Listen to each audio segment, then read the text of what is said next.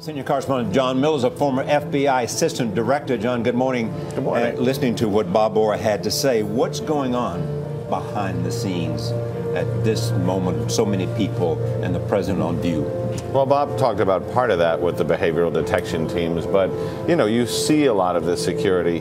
Behind the scenes, you've got two critical things. One, a lot of chemical, biological, radiological detectors that are in place that are monitoring the air, but you also have teams of people moving through the crowd, and they'll be moving all day, who have that detection equipment and more sophisticated stuff.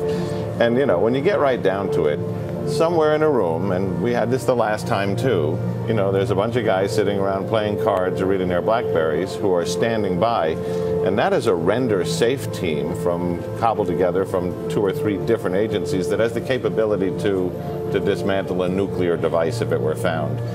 All of that stuff is behind the scenes. There were credible threats in 2008, but so far no credible threats as they see it. No, nothing on the radar this time. And there's a lot of threats. They sort through it. It moves through like a machine. They assess them. They run them down. The last time there were 2 threats. One was a major credible threat from Al-Qaeda that a group from Somalia was going to attack the inauguration.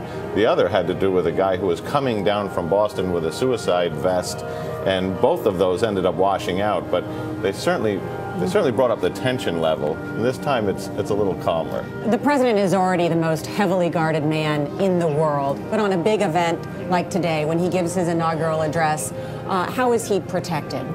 Well, this is an entire package that comes with an event this size, with the counter sniper teams, the package he usually travels with, the counter assault teams, and the motorcade. The dicey moment for the protectors and the best moment for the president is when on that parade route he pops out of the car. You never know where that's going to happen, and then he works the crowd. And that thrills the crowd, and I know the president enjoys it, but if you're one of the Secret Service agents, that's the time when the hairs all jump to attention on the back of your neck. And how much do you worry about a lone wolf?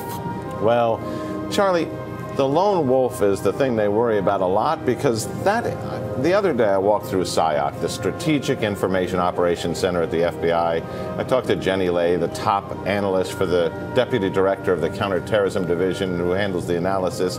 And when you're looking at the international threat picture, what you're focusing on is networks, and there's sources, and there's collection, and there's intercepts.